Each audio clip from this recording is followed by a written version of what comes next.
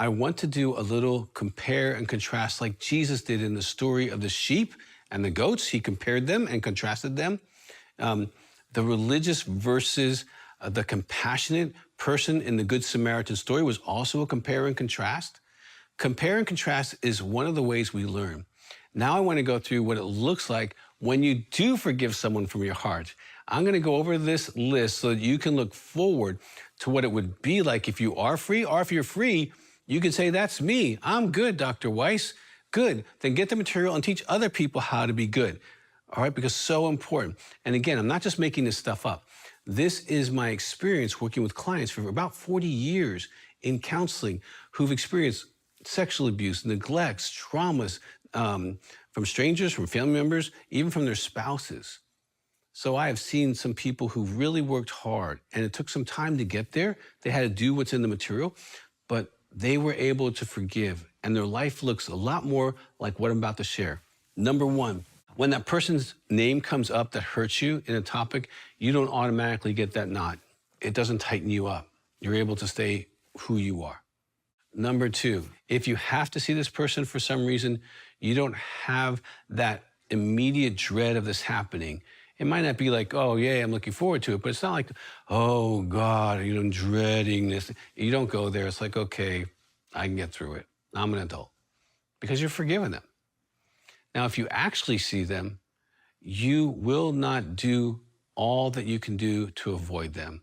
Because sometimes you just run into people in a social event or a store or something like that, and you can just be courteous and say, hi, nice to see you, and move on without it being a thing where you're trying to run away from them.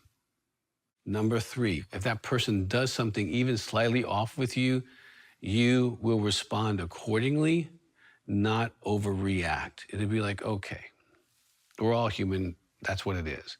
It's not some symbol of this ongoing negative narrative that you've created with them. Number four, there are no secret desires that they would magically move away or disappear, okay? Actually, most of the negative preoccupation that you have with them, it goes away. Once you really forgive, it's like, that's not important enough for me to keep dwelling on. Like, I need to live in the present with Christ, because Christ is not in my past, and he's definitely not in my negative imagination. So if I want to know where Jesus isn't, I should probably avoid those places. Number five, you can be more gracious toward them in your mind and in your behavior. You see them more as a person who's flawed, not an object to be despised. Number six, you can see or say good things about them. You can see that they have other characteristics that have nothing to do with the way they treated you, and that those have value, and you can actually say them to somebody. Number seven, when you think of them, you can see them in the context of a bigger story, in the movie, okay? If they're in a relationship, you can see how they act in that. You don't feel stuck in the photograph and trying to show everybody your little photograph. You get to see them holistically. Number eight, you don't get angry if someone brings them up in a conversation or if somebody wants to spend time with that person. You don't react to that kind of stuff. And you can tell when you're in a forgiveness state, you're much more in a loving state. You're much more able to be patient and kind than if you're in an unforgiveness state. Unforgiveness can actually kind of be the plaque that shuts down love towards a person, but then it can hurt you. Number nine, if you're living in a forgiveness for everyone lifestyle, you will not assign others a motive that they are on the other person's side when they bring up facts that don't agree with your negative narrative. And that's really important, that you're not like creating a worldview where there's them against us. We're all flawed and loved. We're all sinners needing a savior. We're all in a process of healing. And people hurt people who usually are hurt people.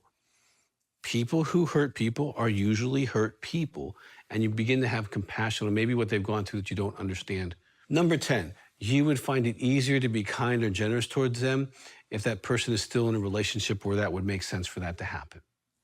Number 11, you won't require distance from people who remain friends with that person because you won't be fostering entirely negative, us against them, negative narrative, they're the devil, right? You won't be doing that.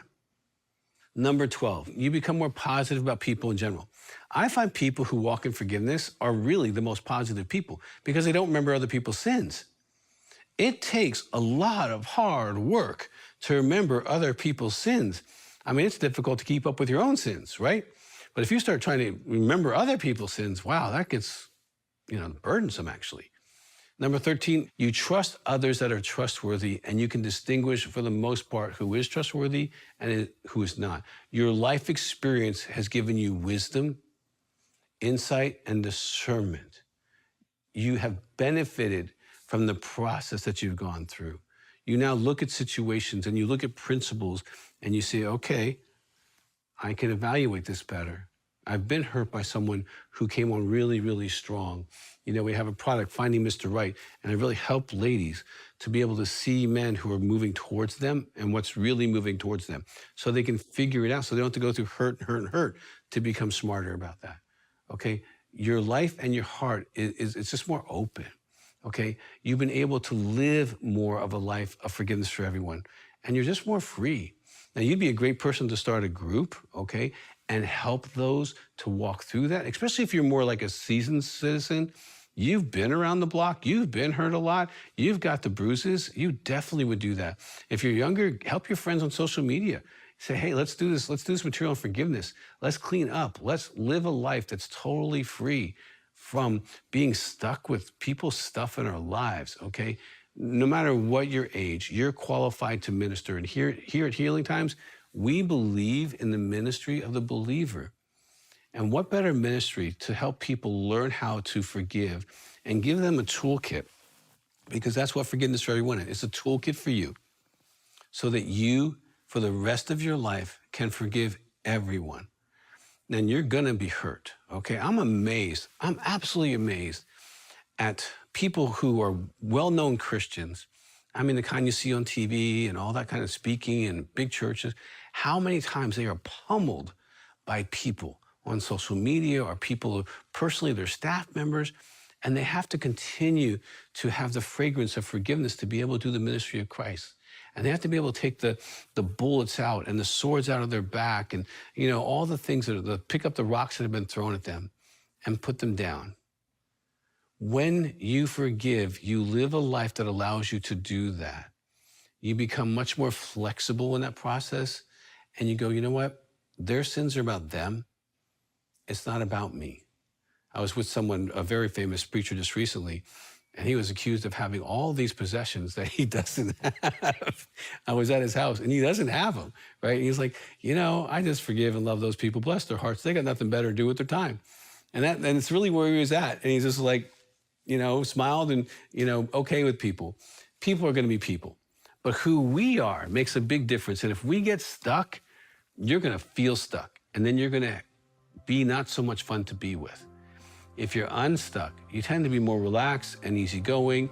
And if something happens, you're able to process it maturely.